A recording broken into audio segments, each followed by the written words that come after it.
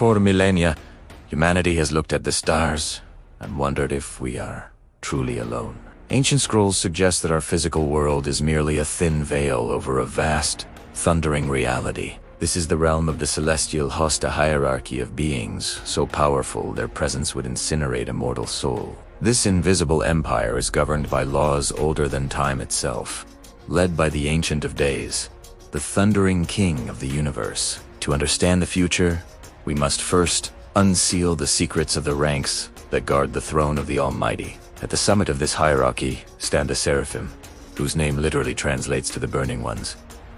They are not the winged humans of Renaissance art. They are celestial batteries of pure, holy frequency, clothed in 6 wings.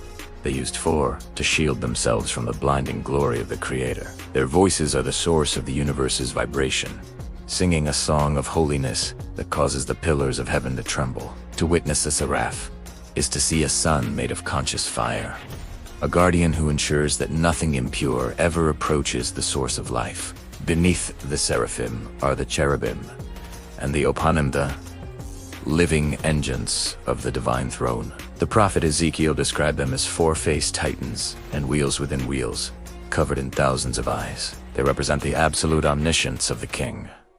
These are the beings who move with the speed of lightning, carrying the Merkaba, the thundering chariot of God, through the dimensions of space and time. They are the sentinels of the gates of Eden, wielding blades of amber fire that turn in every direction to guard the path to the tree of life. This celestial order was shattered when the most beautiful of the cherubim, the morning star, allowed the darkness of pride to consume his heart. He led a third of the heavenly host in a cosmic mutiny, attempting to raise his throne above the stars of the Creator. The resulting war vibrated through the fabric of reality. Lucifer and his legions were cast out of the third heaven, falling through the spheres like bolts of lightning. This fall birthed the abyss and introduced the concept of shadow into a universe that had previously known only the eternal amber light of the king.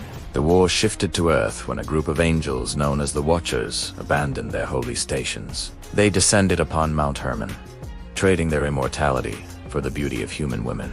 Their offspring, the Nephilim, were an abomination titans of incredible strength and dark wisdom. These golden giants filled the world with violence and forbidden knowledge, leading to the great reset of the deluge. The spirits of these drowned giants became the demons that haunt the shadows of our world today, forever longing for the celestial home they can never return to.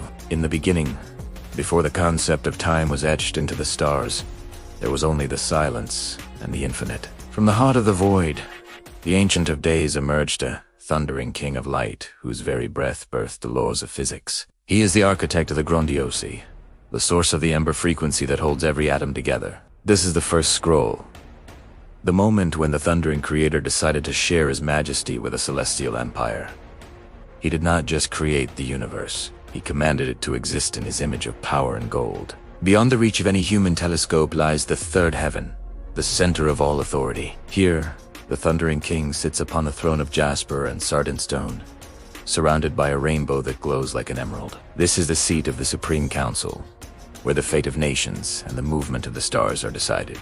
24 elders, kings in their own right, cast their golden crowns before the feet of the Almighty, acknowledging that all power is a gift from the source. The air here vibrates with a holy frequency so intense that no mortal heart could survive its rhythm. The closest to the thundering light are the Seraphim, the burning ones. They are the elite guard of the holiness of God. Each seraph is a celestial battery of 6 wings, using 2 to cover their faces and 2 to cover their feet. For even these supreme beings cannot look directly at the full glory of the king.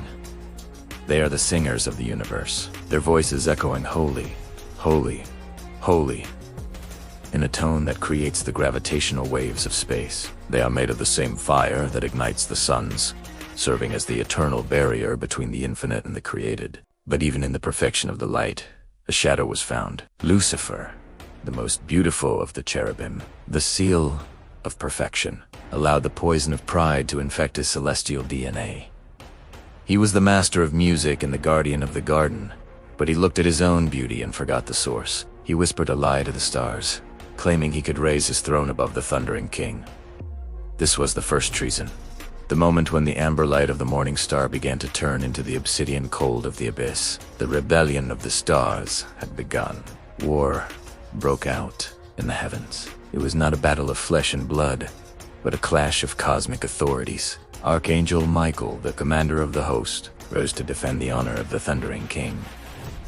With a sword forged from the first light, he struck the rebel legions. The Bible describes a conflict that shook the foundations of reality, as the great dragon and his fallen stars were cast out of the celestial realms. They fell like lightning through the dimensions, stripped of their glory, falling into the dark prison of the lower regions. The harmony of the universe was broken, and the war moved to the dust of the earth. When man followed the whisper of the rebel and was exiled from the garden, the Thundering King placed a sentinel at the gates. A cherubim, a titan of 4 faces and immense power, was stationed to guard the Tree of Life.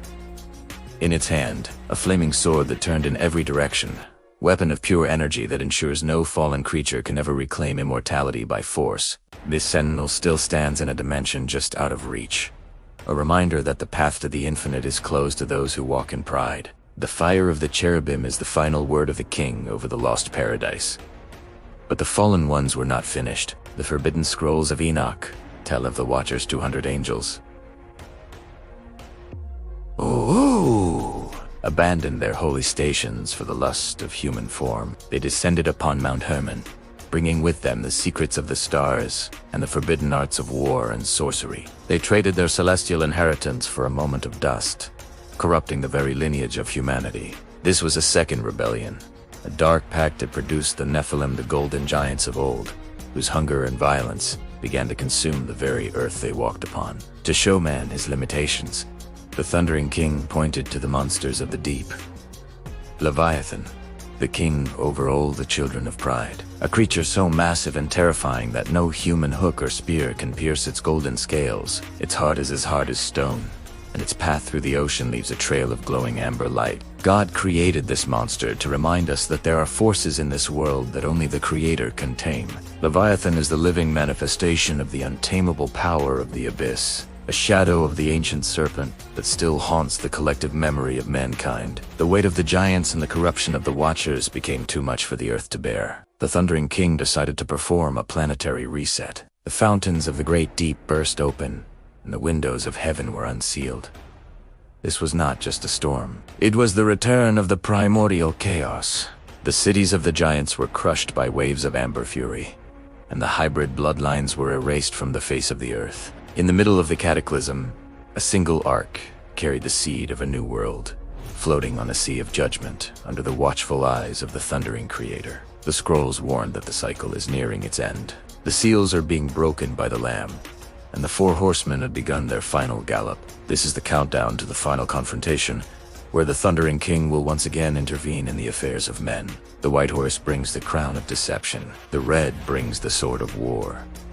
The black brings the scales of famine, and the pale brings the silence of the grave. They are the harbingers of the final harvest, the cosmic signs that the time of mercy is ending and the time of the great white throne is at hand. The final scroll ends where the first one began, at the feet of the Thundering King. The great white throne will appear, and the heavens and earth will flee from his presence. Every secret will be revealed, every tear will be seen, and the war of the stars will finally be over. The shadows of the abyss will be locked away, and a new dawn of eternal emberlight will rise over a restored creation. The Thundering Creator will no longer be a distant mystery, but the king who walks among his people. This is the end of the Forbidden Scrolls, and the beginning of the story that will never end. Type Amen to honor the king. Thank you for watching, and don't forget to subscribe for more journeys into the unseen.